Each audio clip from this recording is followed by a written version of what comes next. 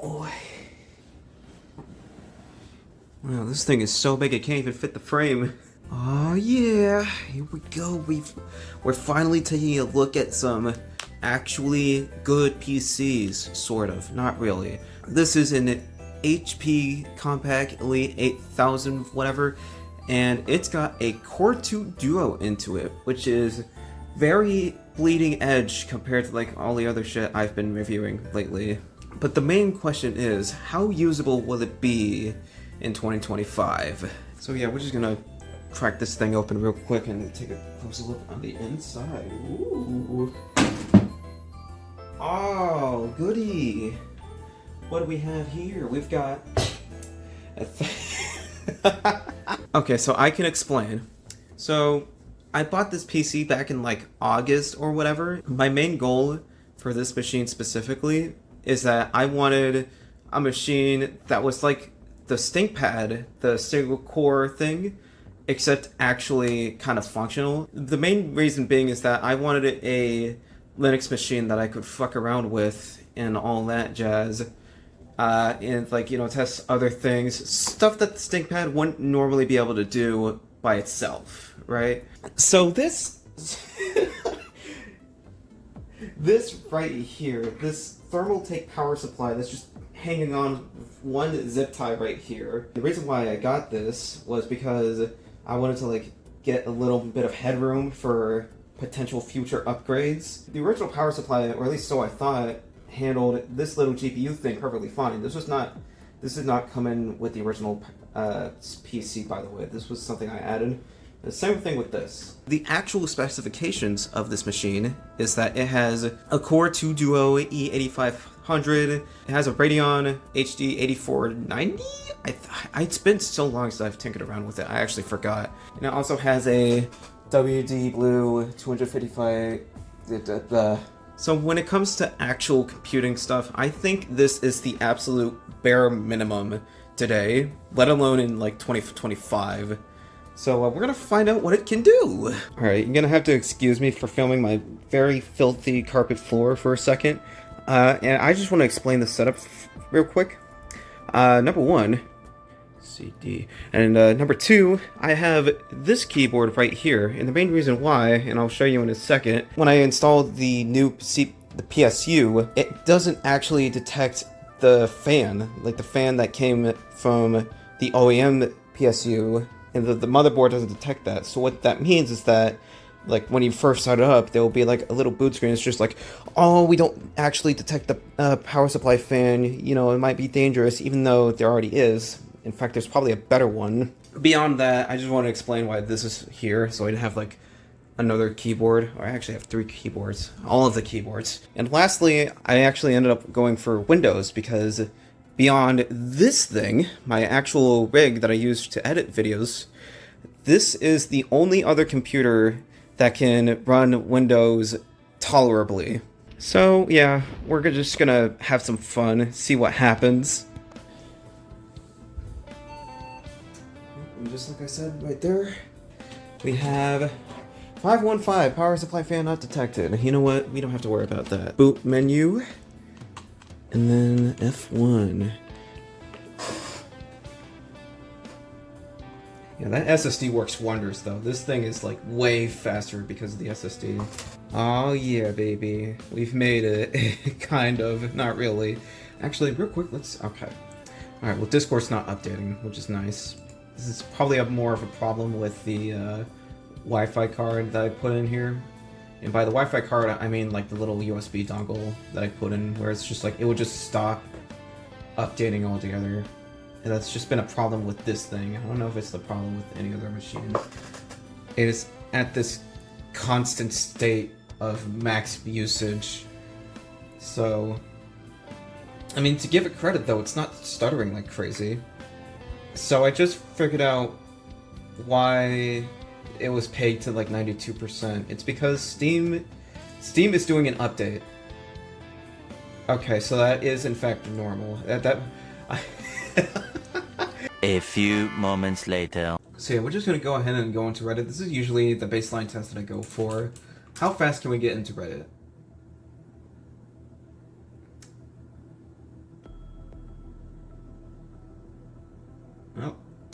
Okay, I think that's very marginal-ish. That's way better than whatever computers I was testing in the past, but like it's still a bit sluggish.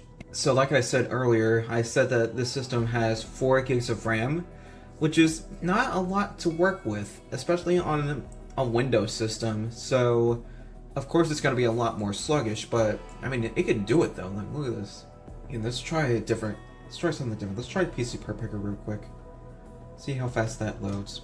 Oh, okay, never mind. Okay, so Reddit, it's a little sluggish, but literally any other website that's not like a social platform, I think is gonna be instantaneous. Like, look at this. This is way faster. This is like, this system in particular, when it comes to like browsing through the internet, it just barely falls behind compared to the modern systems, because they have way more RAM, they have newer parts like CPUs, GPUs, blah blah blah. But like, this is fine too. This is perfectly serviceable for like just browsing on the internet, right? Like, meanwhile, like I'm just casually looking at Stellar Blade, Stray, like all these other video games, and like they'll just load up like instantly. Yeah, I really was not kidding when I said that this is high brass compared to like what I usually review on the channel. I might review other stuff too, like my record player, for example. Ooh, I can't wait to get into that, but we'll have to talk about that another time. I love the Core2 Duo. Oh yeah, another cool thing about this computer is that it comes with its own speaker. It sounds terrible.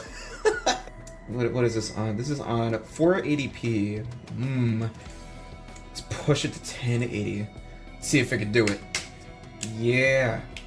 Actually, wait, hang on. What resolution is this on? Because I know it's not 1440p. It's 1600 by 900. Okay, so we gotta like turn this down to. Okay. Oh well, it's playing it though. It's playing it. Yeah, that's 1080 60. Bravo.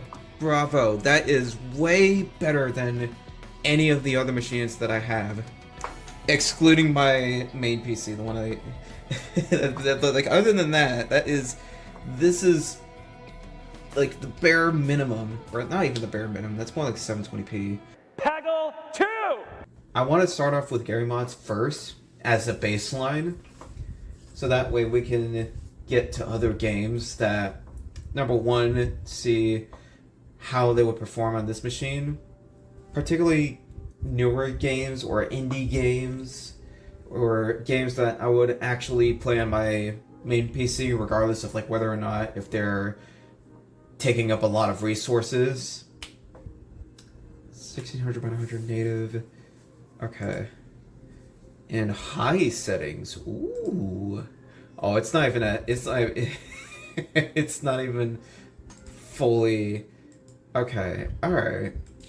I think right as I stepped out of like the spawn area, it actually improved a massive amount. It's fluctuating between 60 to 40 frames per second, something around that margin. And if I just look dead in the ground, it's like 150. Here, this bit is kind of turning a bit underwhelming, so you know what? I'm just gonna go full scorch earth real quick, if you don't mind. No. You fucking crushed. Okay, well, that wasn't quite what I was going for, but you know what? So yeah, here we've got, it's mostly high performance.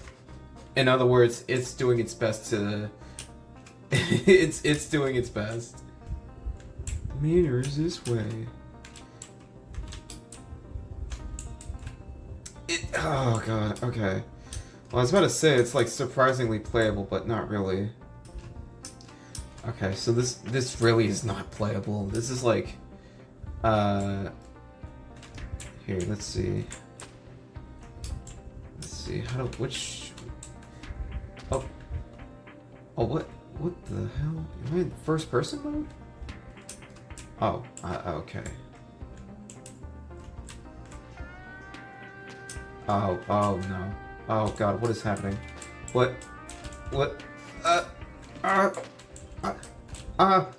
So for a little bit of context, I've actually been using this PC, the HP thing, for about 2 weeks actually. And the reason why is because I wanted to like try and see what would happen.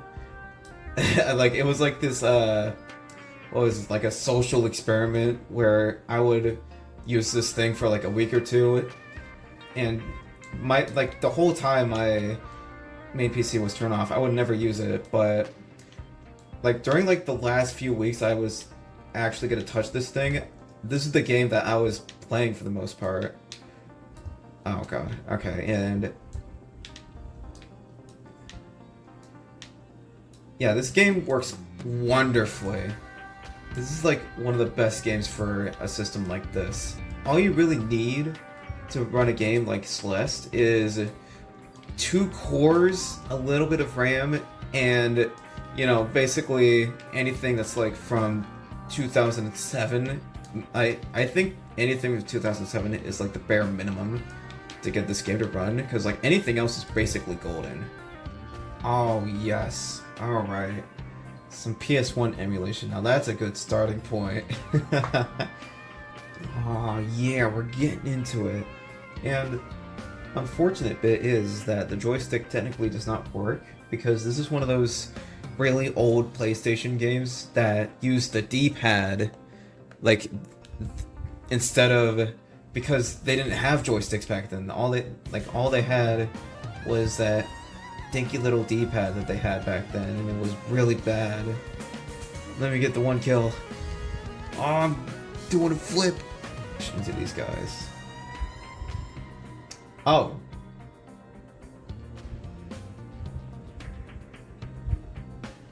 Okay. This is new, by the way. I don't think I've gotten that game. Oh, it's just a straight up game over if you die. Oh, that's funny, actually. So when you get the sharpshooter revolver, you right-click hold, and what's gonna happen is that when you hit the spacebar to jump, this happens.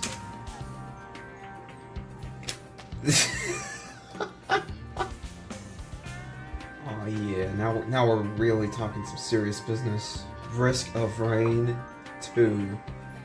I really like this game. Like, this is probably one of my... It's not my top favorite, but like, it's up there. It's like top 10 games at least. It's just the fun factor alone is enough to me. I really don't think that's gonna help. It just straight up removes the treats from the game. Okay. Okay, yeah, that is some genuine potato. So yeah, this is basically at the lowest graphics I could get it to. This looks like beta footage. Aw, this does not look great. It's still a fun game though. I mean, honestly, 36 frames per second, it's really not that bad. It's seriously a lot more than I was expecting. I thought it was gonna be like in the 10th frame rate or something. Like not even like 20s, but no, we're doing good actually. Alright, where's this bitch? Come here. Oh, it looks so... Oh no. Oh, that looks bad actually. Yeah, let's review. 900p, lowest graphics possible, maybe, I don't know. 35 frames per second. Well, Risk of Rain 2. It doesn't run that great on this thing. You know what I know will run great though? Yeah, Risk of Rain returns. There's really not much else to say about it. I mean, it's a 2D game. It's gonna run on basically anything that isn't from... Okay, right as I say that. Oh, the frame drops. Oh, what happened? What just happened there? Okay. Alright, so this is Black Ops Zombies. It's quite laggy. it's chilling out now. It's happy now. Like, it's at 59 frames per second, but it will dip, especially when it's like loading in new areas and shit. But other than like the occasional spike dip, this is basically part. This is literally par for the course for a system like this, because like, you know, this is like, it's running on hardware that it was built for.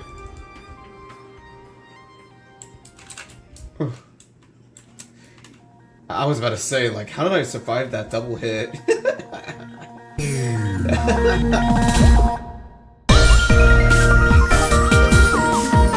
Okay, so we've got a whole bunch of CPUs right here, and then we have an AMD A10 7850.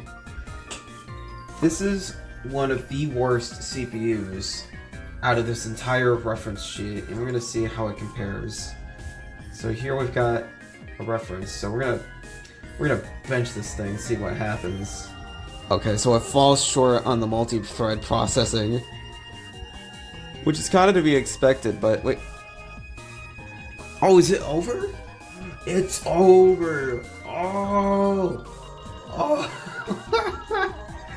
Oh my god. It's worse than in single threads than the freaking.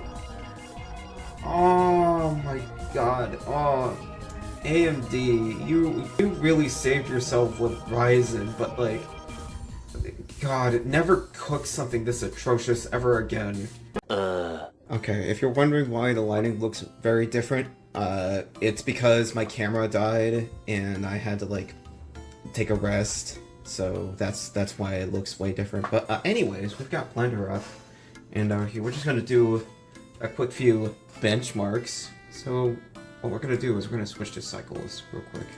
One thing that I want to mention real quick is that this is running on Blender version 3.3, the long-term version, because the latest versions require SSE 4.2, which this computer does not have.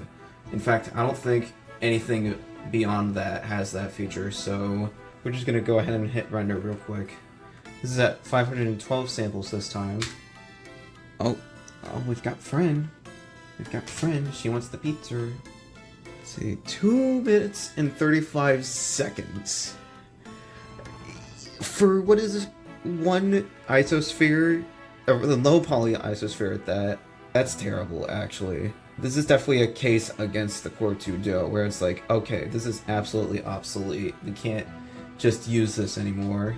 You'll have to forgive me for having this look so amateurish, but I don't really have anything to like work off as like an actual render, so until then, I'm gonna have this thing. Ooh. So yeah, let's give her a shot, see what happens. And there we have it. So we've got 16 minutes and 4 seconds as our final render time. So here's the OBS footage. It stinks. It's not good. Part of the reason why it looks so bad is because the resolution is actually downscaled a little further from the regular 1600 by 900. It's also using software rendering because there's something about this GPU that sucks a little more than I was thinking. Even in Windows, it doesn't really register any of the big programs like OBS or Kdenlive, whatever. Yeah, so this is what OBS looks like on software rendering, and it not only takes the performance of the computer in general, but you can see that it looks like crap here too, because of how low frame rate and laggy it is. So yeah, that's OBS recording on the HP thing.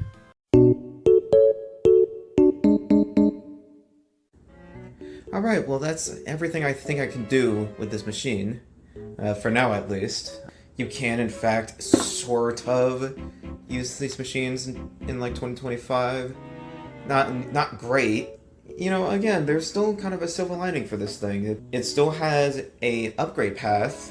It's not a big one, but it's still an upgrade regardless. But yeah, the machine on its own is perfectly usable in the context of Firefox, Discord, but like anything past that, like gaming or like actual productivity, like Blender or video editing, blah blah blah, like it's really not going to be that great. In other words, don't plan on spending like $50 for one of these machines, it's really not worth it. And yeah, that's basically about it.